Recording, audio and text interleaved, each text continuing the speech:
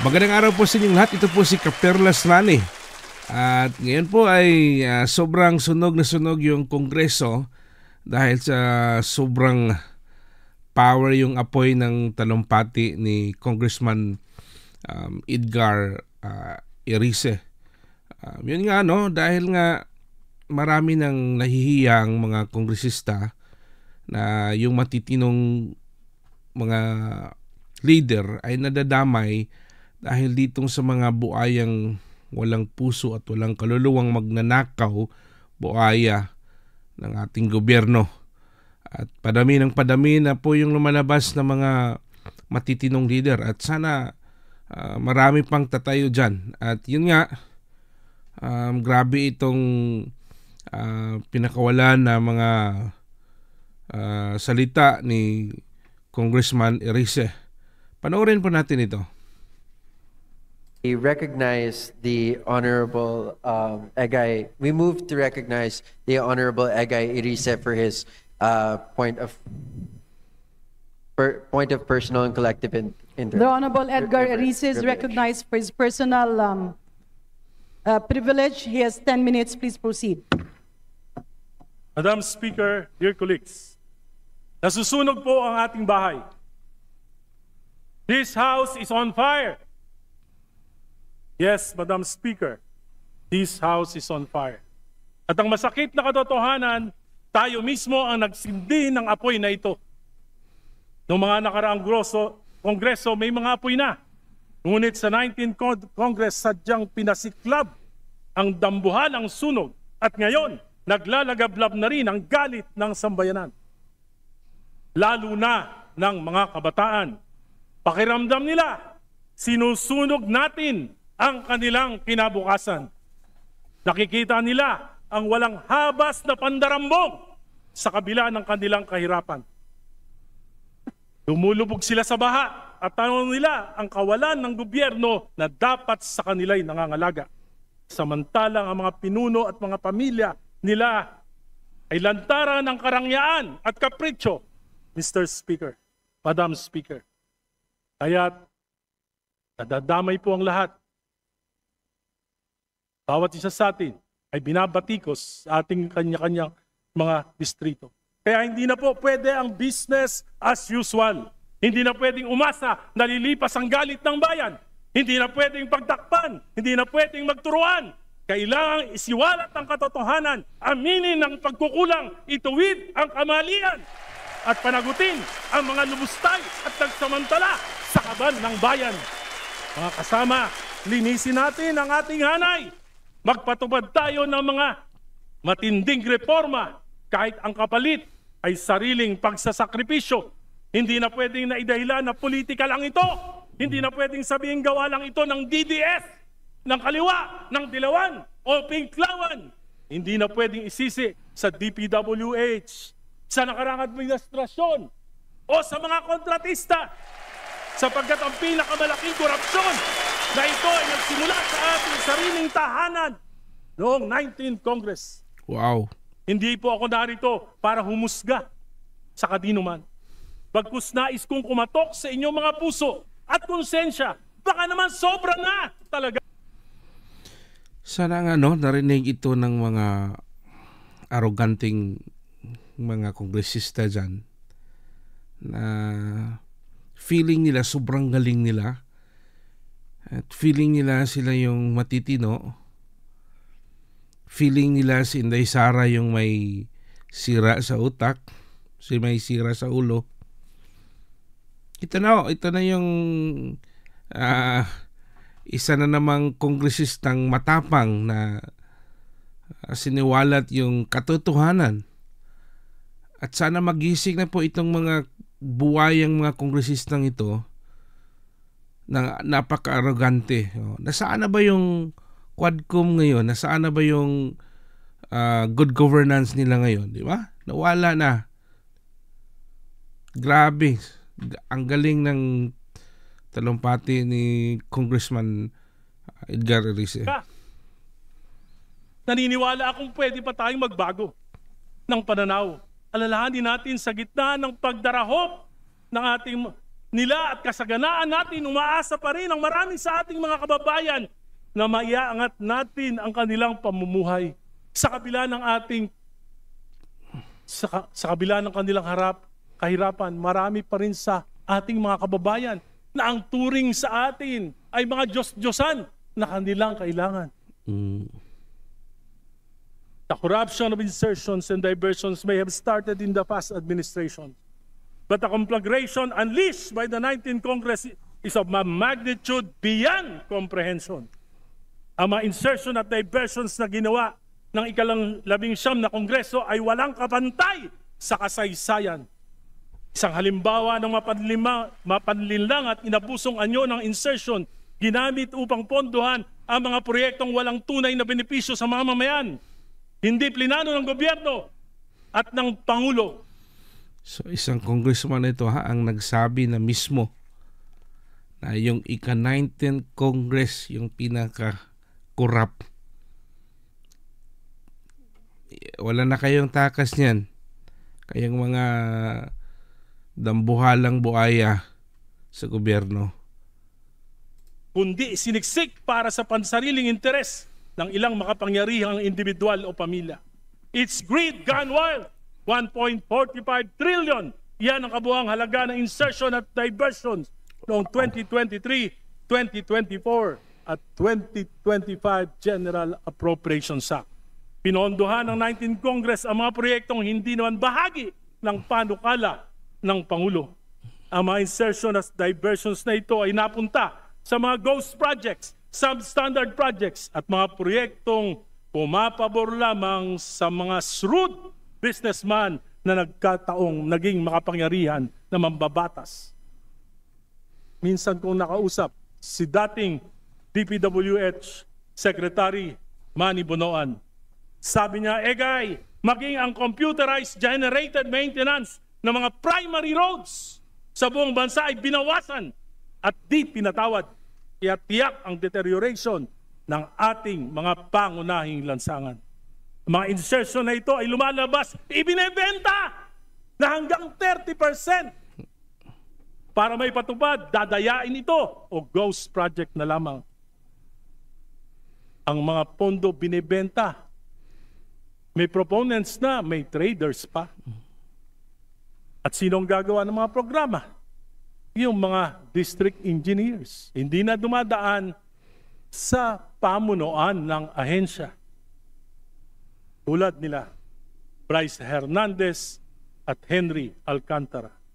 From 2023 to 2025, 1.45 trillion ang inalis sa Kongreso mula sa program New Appropriations. 395.3 billion noong 2023, 564.5 billion noong 2024, 487.5 billion noong 2025. Sa kabuuang 1.04 trillion ang inilipat sa program and appropriations. Mga standby appropriation na para bang blank checks na bukas sa pag-aabuso. At ano nga nangyari? Inabuso at pinagsamantalahan. Bakit?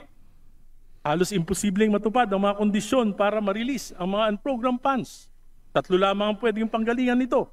Excess revenues, halos hindi naman nangyayari ito. New sources of revenue, dagdag buwis, himala kung mangyayari din. Loan proceeds, utang na naman, baon na ang bayan. Maparaan talaga ang mga tuso. Kaya gumawa sila ng bagong source of revenue. Bukod sa insertions at diversion, kinapa pati idle cash ng mga GOCCs. 60 billion mula sa 89.9 billion ng PhilHealth subsidy at 107 billion mula sa Philippine Deposit Insurance Corporation. Pero dahil sa public outcry, hindi na natanggal ang PhilHealth subsidy noong 2025 GAA at inuutos na ng Pangulo na ibalik ang 60 billion na ibinawas noong 2024 at ito ay kukunin sa 2026 GAA. Insertions, diversions, amendments are not inherently bad if justified. Dapat, exception lamang yung insertions. Pero ang naging patakaran, ang ginawa ng 19th Congress, hindi po ito exception. Ito yung rule. Kung saan namin gusto mapupunta, doon mapupunta ang pondo, ang salita ng 19th Congress. Wow. Saan nga ba kinuha ang 1.45 trillion? Alam natin ang ilan ang pinanggalingan. Alam natin ang pinuntahan. Pero hindi lahat. At hanggang ngayon, nanguhula pa rin tayo. Ito ba ang malaki ang pananagutan ng 19th Congress? Upang makapag-divert ng malalaking pondo, tinanggalan ng appropriation sa mga flagship projects na ibang ahensya, foreign assisted at utang pa sa mga dayuhan. Bunga nito, naantala ang maraming proyekto. Dumagdag ang gastos na ipapasa kay Juan de la Cruz. Ayon sa DOTR, sa 2 proyekto pa lamang, Metro Subway at PNR Elevated Rail, may tig-4 na taonang delay. From 2028 na dapat matapos, magiging 2032. Tinatayang higit 200 bilyon ang karagdagang gastos dahil sa inflation, dollar fluctuation, commitment fees, interest at pagtaas ng labor and materials. Kung hindi ito pinakialaman, magkakasubway sana at magkakaroon na tayo ng PNR Elevated Rail bago dumating ang taong 2028. Ngayon, 2032 na ang tansyang pagtapos. Grabe. Sinayang nila yung plinano ni Tatay Digong nung una na yung subway. Pero ngayon nga, ito yung from Congress na mismo yung nagsabi na it will happen na maybe 2032 dahil sa kagagawa na itong mga baboy, kung binaboy ninyo yung ano natin, gobyerno natin, ninakaw nyo lahat yung pera dyan, tapos ang ingay-ingay nyo. Sana ngayon ito si Abante, Luestro, sana to sila ngayon, si JJ, di ba? Kayo yung ang lakas nyong nanira ni Inday Sara. Sagad sa buto yung paninira nyo sa kanya. Tapos kayo pala itong mga walang hiyang buhaya sa ating bansa.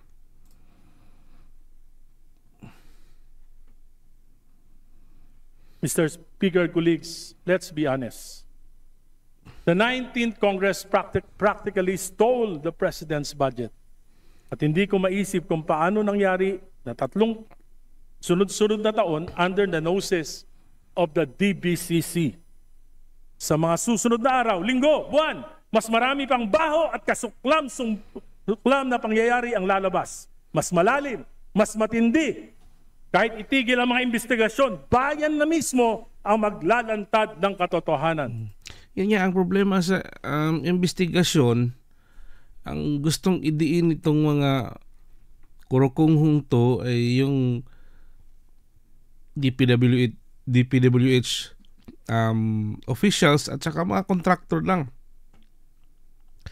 Pero ayaw nilang galawin itong mga buayang kongresista, yung mga politikong pulpol na walang inisip kundi pera, hindi nabubusog. Yun yung problema dito. Pero yun nga, mararamdaman yan na pag yung taong bayan na mismo ang maggagawa ng paraan. Kaya ang dami ng disappointed talaga ngayon dahil sa kagagawa ninyo, mga kongresista. Kaya hindi na pwede ang business as usual.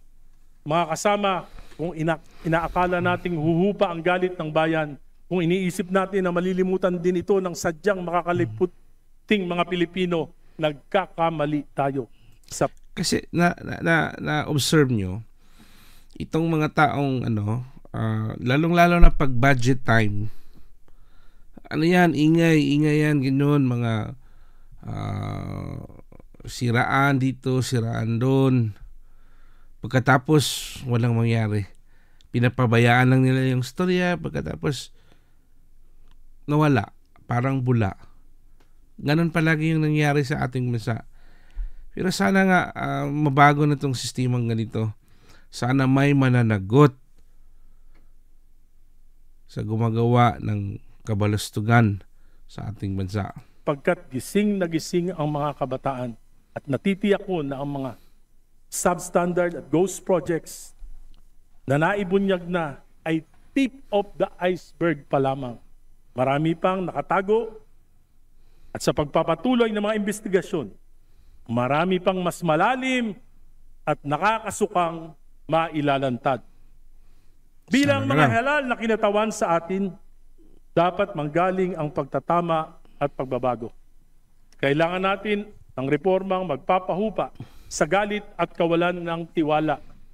Kailangan palisin natin ang tingin nila sa atin na tayo ay mga buhaya at buitre. Hindi lang sakim sa salapi, kundi pati sa kapangyarihan. Kung mananalamin lamang tayo at magbubulay-bulay, makikita natin sa kabila ng ating tikas sa ating mga posters noong nakaraang halalan ay may balot ng kadiliman na kumukulob sa ating mga larawan ngayon.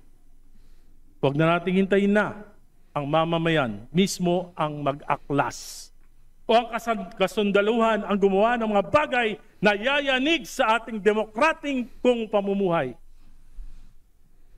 Kailangan natin ng reformang magpapahupa ito. Bold reforms must emanate from this house. I therefore, with all humility and with nothing in my heart and mind but to help restore faith in our institution through meaningful reforms. Though painful to most of us, I offer this call. Ngayon pa lamang, humihingi na ako ng kapatawaran sa inyo, sa mga masasaktan ko. Sana hindi kayo magtanim ng galit. This is for our institution. Ito minsan yung problema sa ating mga Pinoy, no? Dahil ba sa sobrang closure, yung friendship, ay minsan yung dahil nga nagkamali yung kahit nga nagkamali yung isang leader, pero dahil kaibigan, napaka-weak. Yun yung weakness ng Pilipino. Na dapat kung mali, itama, i-correct. Huwag mag-sorry. Mali yan. Pagnakaw, against yun sa ating batas. Yung mga ganun ba, dapat walang sorry dyan. Yun yung na-observe natin sa mga mostly mga politiko. Kaya nung si Duterte, wala talaga yon, Tatay Digong. Pag mali ka, sasagasaan ka talaga. Para matino, hindi ka bibibibihin dyan. This is for our country. This is for our people. This is for our future. Minumungkahi ko po na magpasa tayo sa lalong madaling panahon ng isang batas na magpapalakas sa Independent Commission for Infrastructure, ICI, na itinatag ng ating Pangulo. Nakausap po ako isang miyembro ng ICI. Siya po ay nawawalan na ng pag-asa. Kung siya po ay magre-resign dahil sa kakulangan ng kanilang ng poder, lalo pong mawawalan na ng tiwala ang ating mamamayan. Yeah. Alam na natin naman kung sino yon yung nag-resign. Si Mayor Magalong, di ba? Dahil nga yung gusto nilang imbestigahan, gusto nilang idein is yung contractor at saka yung mga DPWH officials lang. Na pinipili lang nila yung gusto nilang tirahin. Pero yung mga kongresista, ayaw nilang galawin. Lalong-lalo na si Martin Romualdez. Saldico, di ba? At iyon yung sinabi ni Inday, dati pa, hindi pa ganito yung nangyari. Matagal na kayong sinabihan ni Inday Sara na 2 tao lang ang humahawak ng pera ng kabanang bayan ang masusunod. Yung dalawang malaking buhaya. Sabi niya po, that without contempt powers, we might as well just task the NBI and the Ombudsman to do the investigation. Hingi natin sa ating Pangulo na i-certify ito. At kung kinakailangan natin mag-special session, gawin po natin ito. For the House Committee on Appropriations to submit all the documents relating to the 2023, 2024, and 2025 GAA to the ICC and make it open for public scrutiny. Huwag na nating pahirapan ang ICC. To immediately enact laws that will provide meaningful political reforms like the Anti-Political Dynasty Enabling Law. Sumumpa tayong lahat mula kay Pangulong BBM, BP Sara, mga senador, at tayong mga congressman that we will abide and uphold the Constitution, supalit patuloy nating nilalabag ang Article 2, Section 26 ng ating saligang batas. Isinasantabi natin ang tungkulin at responsibilidad na magpasa ng enabling law na inutos sa atin ng saligang batas. Kailangan naman, may isang senador na binibend yung law at isang secretary ng DOJ. Ano pang natin doon? Ma-expect natin doon. Daming nagbibend ng law kasi okay lang. Sapagkat ito ay laban sa ating interes. We chose to only cherry pick the provisions of the Constitution that favor us. Dahil 70% ng kapulungang ito ay mga dynasties. Mga dynasties na pinatatag ng pork barrel. Dynasties na pinatatag ng dolouts. Dynasties na pinatagtag ng patronage. Dynasties na pinatagtag ng insertions. Papaluba ng korupsyon. At sumasaintabi sa mabuting pamamahala. Sa aking panukala na isinumite dito sa Kongreso, Mr. Speaker, 2 miyembro kada pamilya, pagbigyan na natin. Lampas doon, sobra na. Tama na.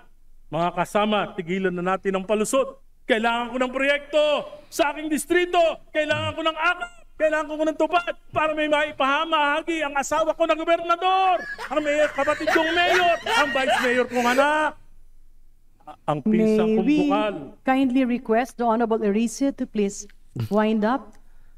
At pati aso ko, tatakbo na rin. Bakit po, Madam Chair? Masakit na ba po? Masakit na ba? Nasaktan na po ba kayo? Sapagkat kami lang ang kailangan ng bayan. Our family is God's gift to our people. This is not democracy. This is dynastic monarchy in the sky. Mr. Speaker, sabi ni Albert Einstein, the world is being destroyed by greed, stupidity, and fear. Kaya ngayon, tanong ko, papayag ba tayo na sunugin ang kasakiman ng kongresong ito at ang bansang ito? Papayag ba tayo na lukuban ng katangahan ng sambayanan? Ako na ho magsasagot niyan, Kong. Papayag yan. Wala yung mga konsensya. Excited na yan sa budget nilang tatanggapin. Kaya nga, hanggang ngayon, tinitira naman pa rin, wala pa rin sila ni Inday Sara para mapagtakpan yung nakaw nila. Wala yan, hindi yan. Wala yan konsensya, hindi yan. Ganon pa rin yung gagawin yan. Sigurado yan.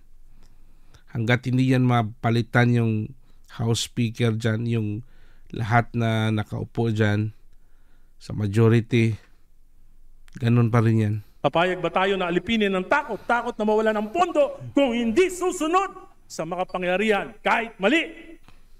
Mr. Speaker, dear colleagues, let us put out this fire before it consumes us all.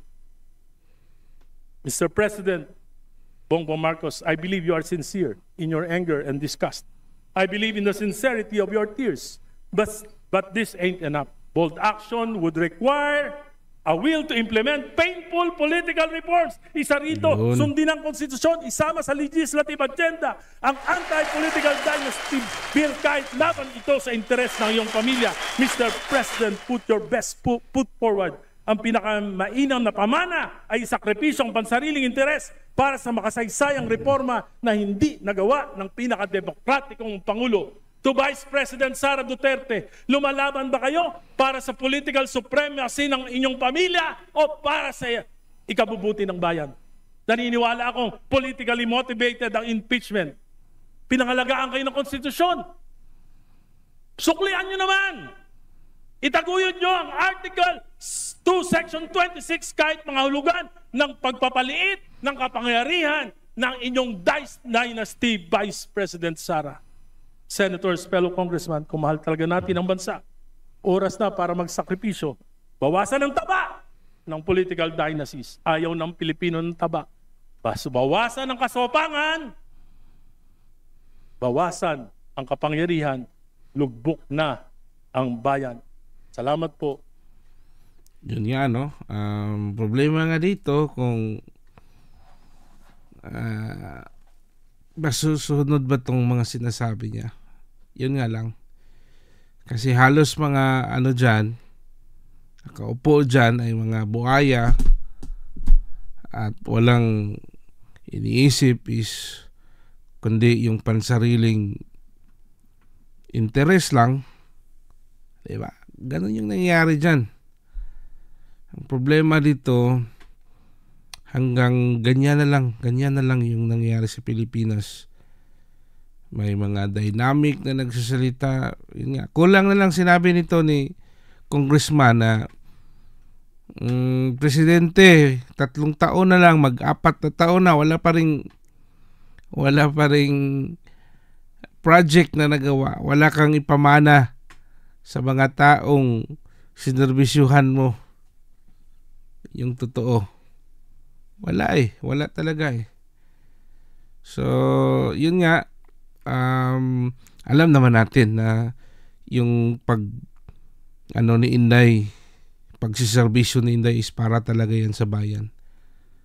Alam naman natin yung mga Duterte, paano sila, kaya nga mahal sila ng taong bayan dahil sa kanilang sa pamamaraan nila na paano nila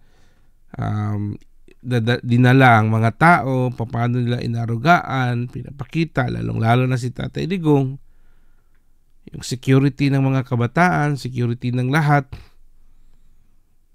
Si Inday, tingnan niyo naman, nung isang araw, di ba? Sobrang galit ni Dilema, sobrang nila, si VP Sara, sobrang namang busy sa pagtutulong dun sa mga na doon sa Cebu, sa mga naapektuhan, di ba? So ganun 'yun. Sana nga marami pang mga kongresista na tatayo at mahihiya naman na sana ipaglaban yung, di ba? Kaya nga tinawag kayong representative, hindi representatives. Kayo yung representante ng taong bayan, kaya nga kayo niluklok ng dyan para marinig ang boses ng bayan, hindi marinig ang boses ninyong mga bulsa. Diba? So, ulit, ito si Kaperlas Rane. Maraming salamat po at sa ating mga